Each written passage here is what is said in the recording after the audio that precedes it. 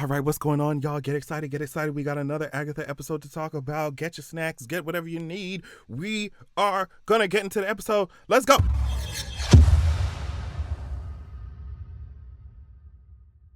All right, y'all, before I get into it, as usual, I gotta do a little bit of announcements. First of all, make sure that you are going to patreon.com/avataradrian. There you can get exclusive content only found on Patreon. The latest Patreon exclusive video I just put up there is entitled AI in Film Production. The good, the bad, the ugly. Very interesting video, informative video. And we had fun. So make sure you check out patreon.com/avataradrian to watch it. Now, let's get into the episode. So we start off where we left off last episode. They're on the Witch's Road now. Everyone's gagging, looking around, but remember, they still got Sharon here, right? And she's just a regular citizen. Y'all got her walking around in Tartarus. She don't know what's going on. She don't know what's going on. And true to uncolored form, she says, hey, you know what? I think it's time to call the authorities. I think it's time to call the authorities. No, but for real, I get why she was like, look, this must be a kidnapping or something. Like, I need to call somebody to help me out because she don't know what's going on. She ain't no witch. Like, y'all got this regular citizen on this. Agatha's a mess. Okay, then Jen was like, are we just going to ignore the fact that something chased us down here? And Alice was like, girl, they wasn't chasing after us. We? Who's we, girl? They were coming after Miss Harkness over here. Alice was like, I don't want to share this with y'all. I'm sorry. She's like, I don't want to share this with y'all. I'd like to be excluded from this narrative because the Salem 7, whatever, sounds scary. They was coming after Agatha, not me. Jen is the only one who's speaking sense because she's like, Sharon is not a witch. She should not be here. And that's putting the rest of us in more danger. And on top of that, we don't even know who's coming after Agatha. Weird self over here. So we don't know what we're up against. Then Lilia gonna randomly say, tame your fears.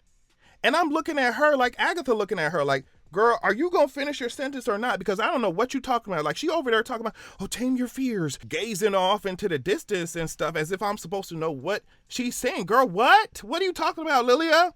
But we find out that they are up against their worst nightmares and that it's going to be trials and stuff. And of course, Alice knows that because her mama wrote that Witch's Road song, right? That's going to be stuck in our heads by the time the season ends. Agatha said, the road will test us and our knowledge of the craft, one trial for each skill. But then, you know, they point out that they ain't got no power to be tested at this point. So the twink is like, they're going to need analog magic, labor-intensive manual acts of magic, witchcraft. And he's right, but Jen asks, okay, but who is this twink?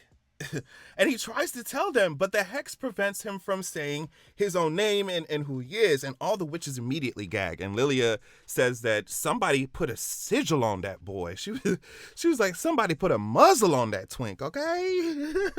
Anyway, twink don't even know what they talking about. Like, he has no idea. Agatha says that the glamour was actually clumsy and that sigils are beneath her. A sigil is a redaction spell that hides something. They said that it hides him from witch folk. And it's just like, okay, now I'm like, okay, so who put the spell on him? Because y'all talking about it's clumsy and it's beneath her. Is Agatha just like lying or something, saying that it was clumsy? Because if it's clumsy and beneath you, then and it's actually that, then like...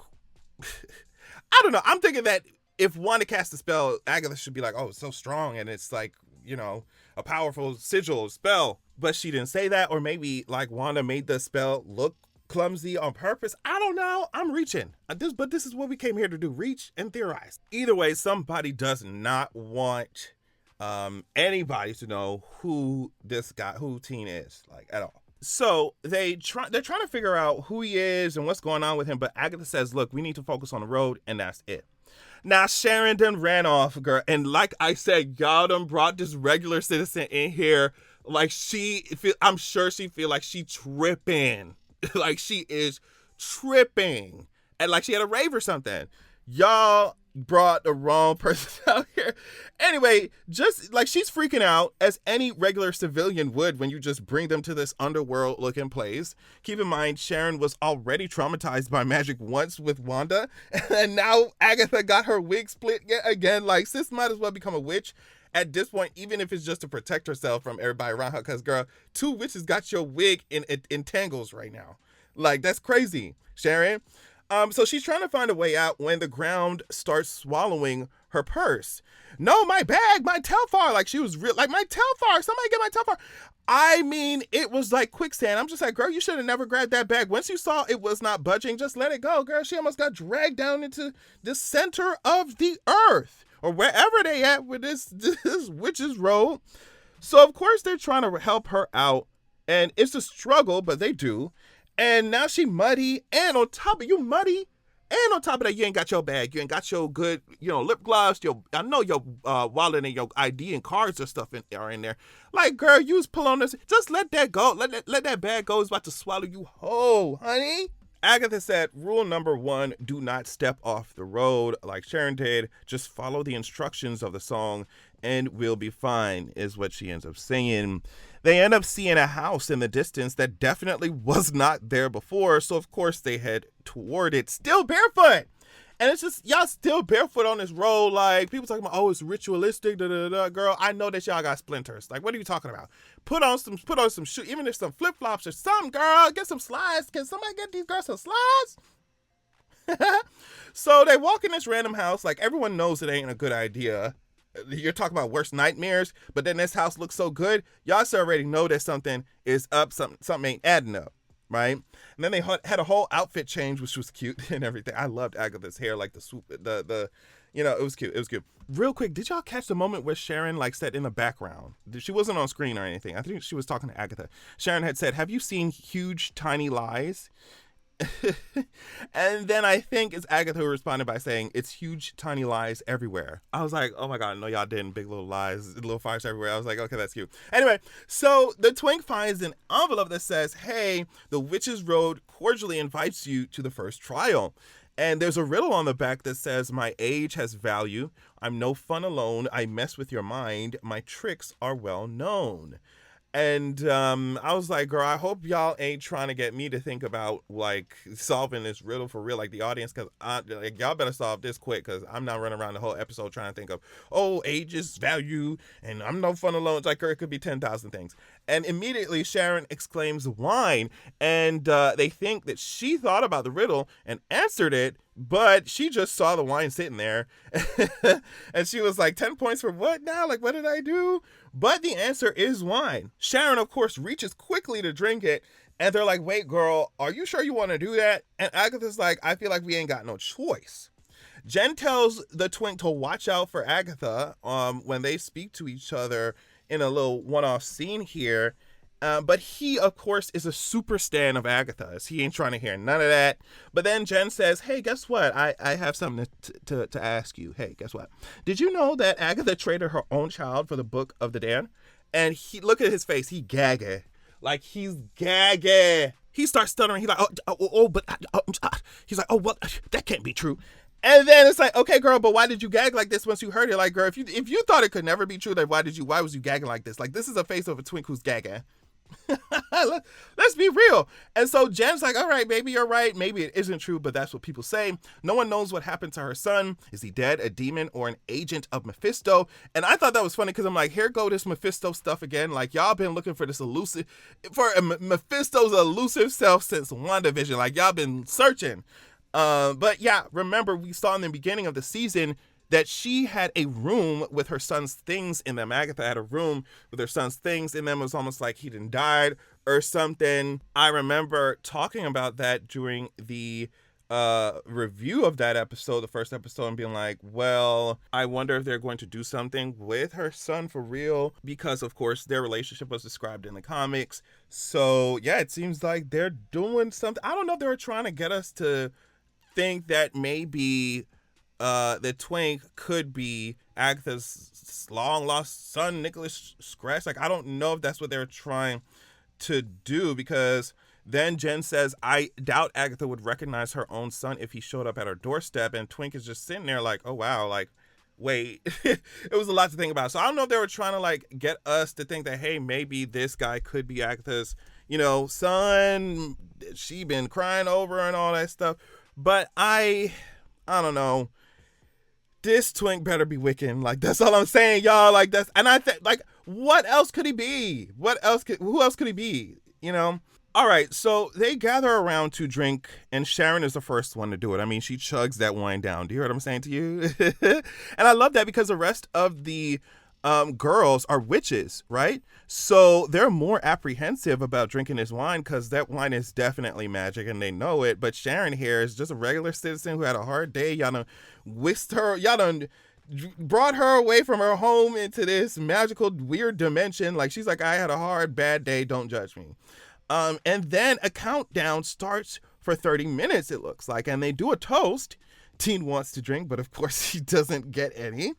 Agatha pours her glass out. She is so sneaky. I was like, Agatha's like, girl, I don't know what this is about to do to y'all. I need to make sure before I drink it. And then real quick, they're talking about Alice's tattoo here. Twink and Alice were talking about it. Her mom made her get it because she said all women in her family were cursed. And, Alice was like, well, my mom wasn't well. I think she was just saying she wasn't well mentally.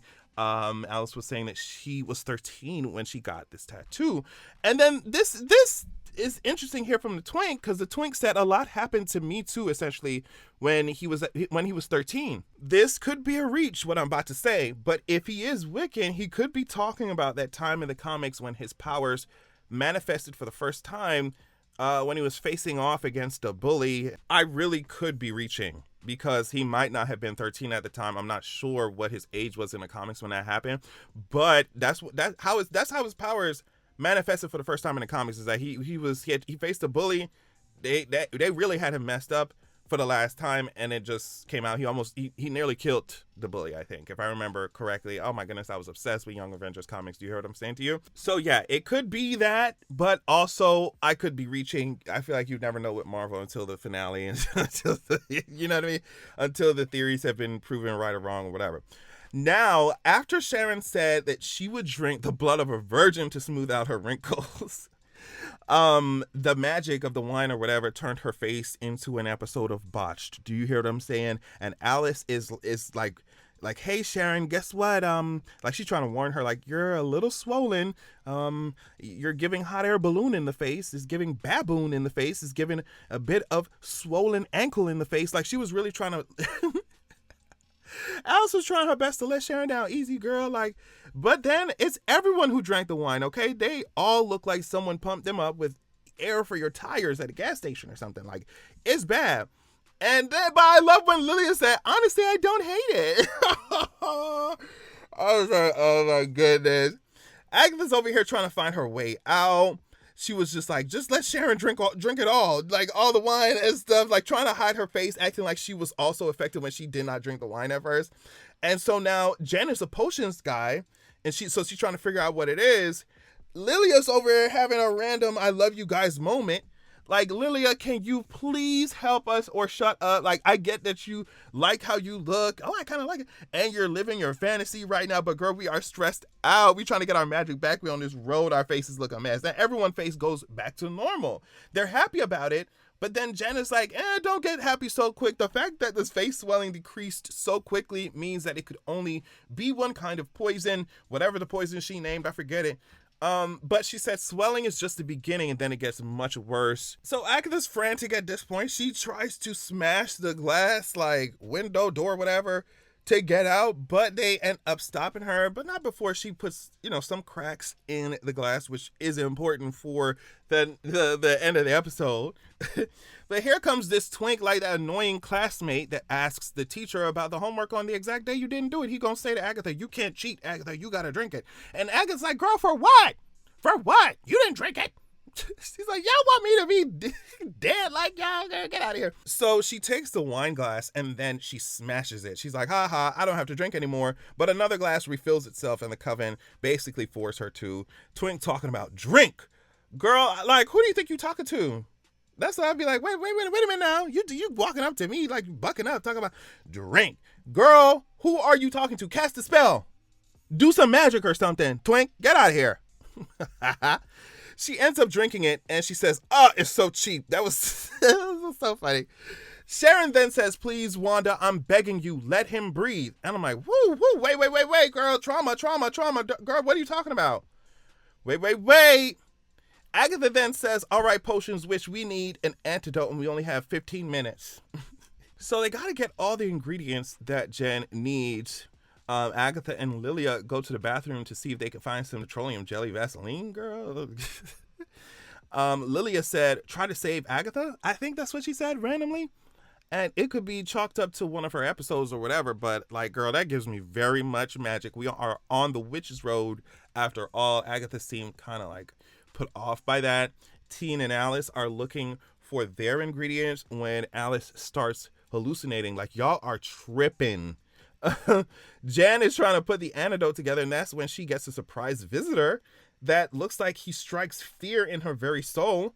I wonder who he is. The visitor says, you are an inconvenient woman and now you're nothing. This man tries to drown my girl.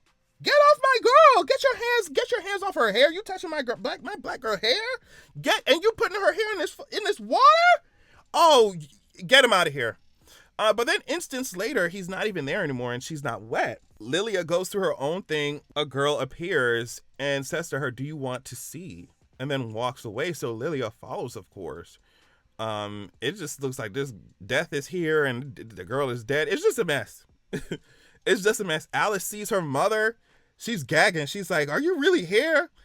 And then, but her mother's like, guess what? Your grandma died today, thousands of miles away, and I could still feel her when it happened. It's my turn now. It's gonna kill me. She drinks something, and then Alice looks up.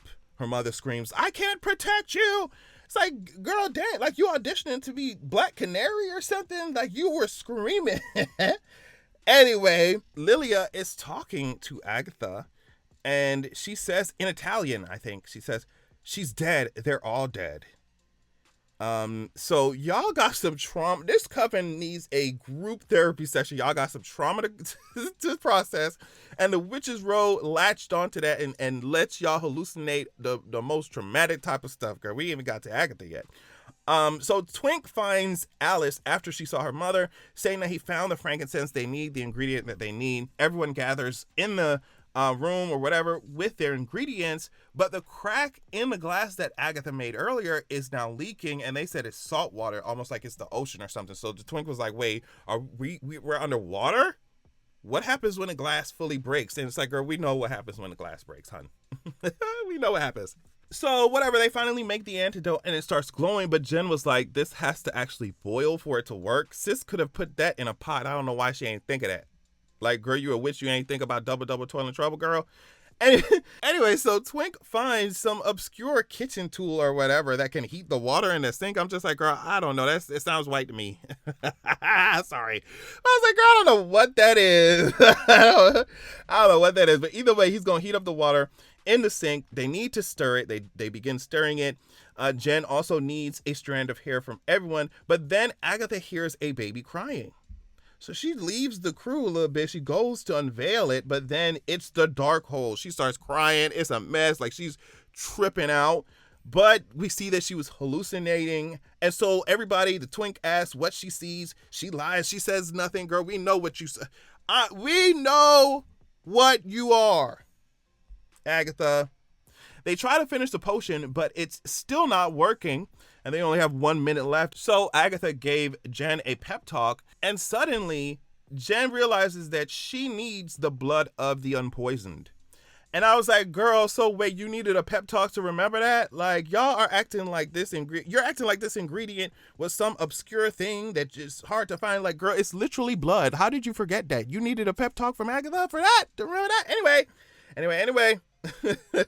Agatha slices Teen's hand, and the potion ends up working. They had to drink that nasty concoction, like a shot of it. Imagine getting a strand of someone's hair in your throat. Oh my gosh, that's all I could think about. I was hoping that they wouldn't actually show that happening, like somebody strand of hair getting stuck in somebody's throat. I can't even think about that. I'm about to throw up. Oh my God. So the timer went off.